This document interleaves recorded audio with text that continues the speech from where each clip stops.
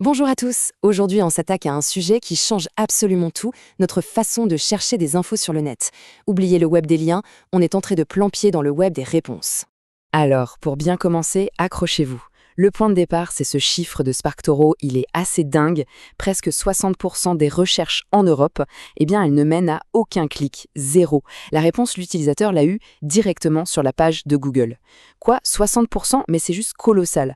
Concrètement, ça veut dire quoi pour nous, les créateurs, les entreprises, tous ceux qui dépendent du trafic sur leur site pour vivre? Excellente question, et c'est exactement le programme du jour. On va d'abord bien comprendre ce choc du zéro clic. Ensuite, on verra comment Google est devenu un moteur de réponse. On va mettre des chiffres sur cet impact. Et surtout, le plus important, comment on s'adapte pour ne pas couler. Et enfin, on verra à quoi ressemble le SEO nouvelle génération. Allez, c'est parti pour le premier point, ce fameux choc du zéro clic. Concrètement, qu'est-ce que ça cache? C'est tout simple en fait. Une recherche zéro clic, c'est quand on pose une question à Google et hop, la réponse s'affiche direct sur la page. On n'a même plus besoin de cliquer sur un lien pour aller sur un autre site. Ah d'accord, mais alors ça change complètement la donne? Le but de Google, ce n'est plus de nous envoyer vers les meilleurs sites, mais de nous garder sur sa page, c'est ça? Précisément, c'est un changement de philosophie total. Google n'est plus un moteur de recherche, mais un moteur de réponse. Et voilà notre première métaphore pour bien visualiser. Imaginez Google, non plus comme une carte routière qui vous montre les chemins, mais plutôt comme un concierge d'hôtel qui donne directement l'info qu'on cherche. Ok, l'idée du concierge, c'est super clair. Mais techniquement, il fait comment?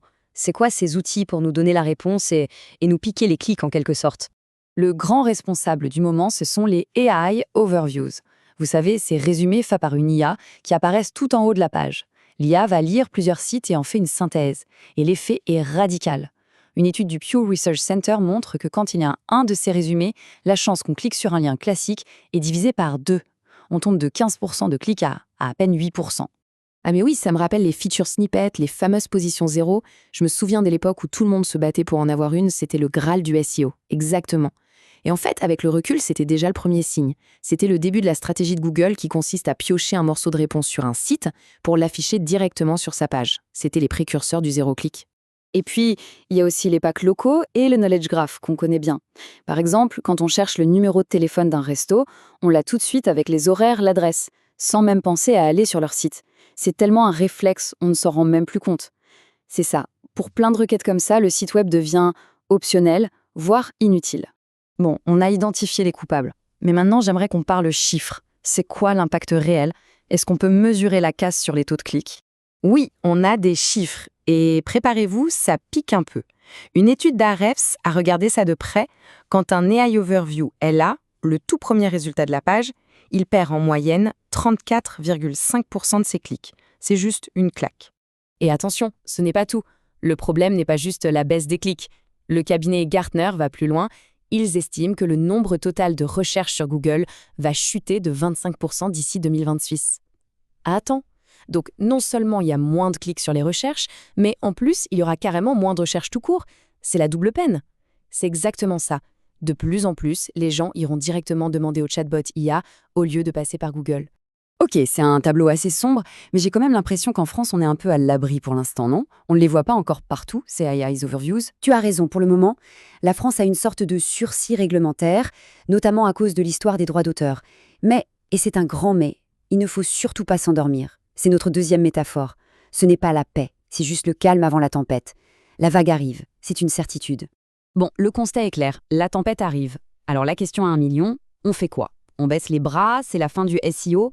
Non, le SEO n'est pas mort, mais il est en pleine mutation. Il évolue. On doit arrêter de penser SEO pour Search Engine Optimization et commencer à penser GEO pour Generative Engine Optimization. Et là, c'est un vrai changement de mentalité. C'est notre troisième et dernière métaphore. Le SEO d'avant, c'était un peu comme être un pêcheur qui essaye d'attraper des poissons un par un, les clics. Le GEO, c'est complètement différent. Le but, c'est de devenir le fournisseur officiel de poissons pour tout le restaurant. Le restaurant, c'est l'IA de Google. On veut que notre info soit dans tous les plats qu'elle sert. Le but, ce n'est plus le clic, c'est d'influencer la réponse à la source. Et pour devenir ce fournisseur de confiance, il y a 3 piliers. 1. Un contenu d'une qualité irréprochable qui va beaucoup plus loin que la simple réponse de surface. 2. Une structuration technique impeccable avec schema.org pour que l'IA comprenne parfaitement de quoi on parle. Et 3, bâtir une autorité et une confiance en béton, le fameux EEAT de Google. Ok, c'est super concret, mais ça amène une autre question. Si on ne court plus après le trafic et les clics, comment on sait si on fait du bon boulot? On mesure quoi au juste? On change les règles du jeu, donc on change les indicateurs. Au lieu de se focaliser sur le trafic organique, on va regarder les impressions, c'est-à-dire le nombre de fois où on apparaît. Au lieu du taux de clic, on va essayer de mesurer notre taux de citation par l'IA. Et on va valoriser ce qu'on appelle les conversions zéro clic, quelqu'un qui appelle directement depuis la fiche Google, qui demande un itinéraire, ou tout simplement le nombre de personnes qui tapent directement le nom de notre marque dans la barre de recherche. On arrive au bout de notre analyse. Le message est clair, le SEO est en pleine révolution, et c'est tout l'avenir de la visibilité en ligne qui se redessine. Ce qu'il faut retenir, c'est que le défi n'est plus le même. Le but n'est plus de ramener des clics à la maison. Le but, c'est d'être tellement bon, tellement fiable, que l'IA de Google vient se servir chez nous pour construire ses propres réponses. Il faut être à la source de la conversation.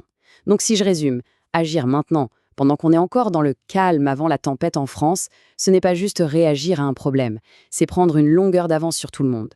C'est tout à fait ça. Et ça nous amène à la question finale, celle que chacun devrait se poser en analysant son propre site, ses propres articles. Est-ce que mon contenu est une vraie source de savoir, une référence, ou est-ce que ce n'est qu'un simple lien qui attend un clic qui risque de ne plus jamais venir? Pensez-y, parce que la réponse à cette question, c'est elle qui décidera de votre visibilité dans le monde de demain.